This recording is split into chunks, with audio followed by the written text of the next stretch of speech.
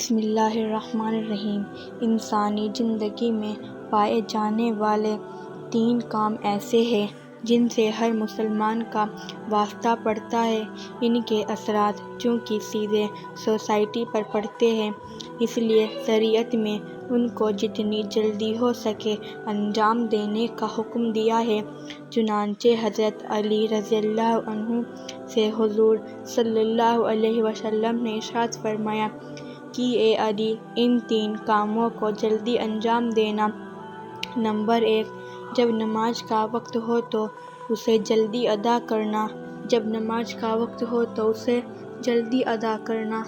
جب اولاد بالغ ہو جائے اور جوڑ کا رشتہ مل جائے تو دیر مت کرنا۔ جب گھر میں میت ہو تو دفن میں جلدی کرنا۔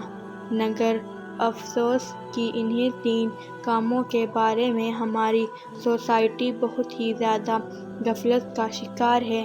پہلا حکم، جب نماز کا وقت ہو جائے تو اسے جلدی ادا کرنا۔ ہماری بدقسمتی یہ ہے کہ نماز میں دیر اور درکنار ان گنت مسلمان تو نماز کی ادائیگی سے ہی محروم ہیں۔ وہ خوش نصیب جو 5 وقت نماز کی ادائیگی بڑے اہتمام سے کرتے ہیں۔ وہ حضرات جو اپنی حاضری صرف جمعہ ہی لگاتے ہیں، پھر ہفتہ بھر مسجد کی شکل بھی دیکھنا نصیب نہیں ہوتا۔ ایک بڑی تعداد ان کی بھی ہے جو رمضان میں بڑے پابند ہوتے ہیں، لیکن عید کے چاند کے ساتھ وہ اس طرح غائب ہوتے ہیں جیسے گدھے کے سر سے سینگ۔ وہ بدقسمت جو صرف عید اور بقرعید کی نماز کو ہی اپنے لائق سمجھتے ہیں۔ نمبر 2، جب لڑکا ہو یا لڑکی اگر بالغ ہو جائے تو اب ان کے نکاح میں دیر کرنا۔ دوسرا حکم یہ ہے کہ جب لڑکا ہو یا لڑکی اگر بالغ ہو جائے تو اب ان کے نکاح میں دیر کرنا شریعت کی نظر میں برا کام ہے۔ ہماری سوسائٹی میں نکاح میں اتنی مشکلیں پیدا کر دی گئی ہیں کہ یہ مبارک عمل مشکل سے مشکل تر ہوتا جا رہا ہے۔ مرد اور عورت کا میل ملاپ سوسائٹی کا چلن بن گیا ہے۔ نکاح میں جلدی کے اس حکم کو عملی جامہ پہننے کی بہت ضرورت ہے۔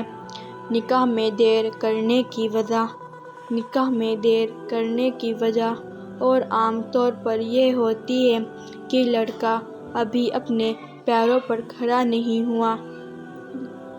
کیونکہ بہت بار دیکھنے میں آتا ہے کہ گھر میں نئی نویلی دلہن کی برکت سے اللہ تعالیٰ رزق کے بند دروازے کھول دیتے ہیں، اور بہت بار ایسا بھی ہوا ہے کہ شادی کے بعد چلتا کاروبار ٹھپ ہو گیا اور فیکٹریوں میں تالے پڑ گئے۔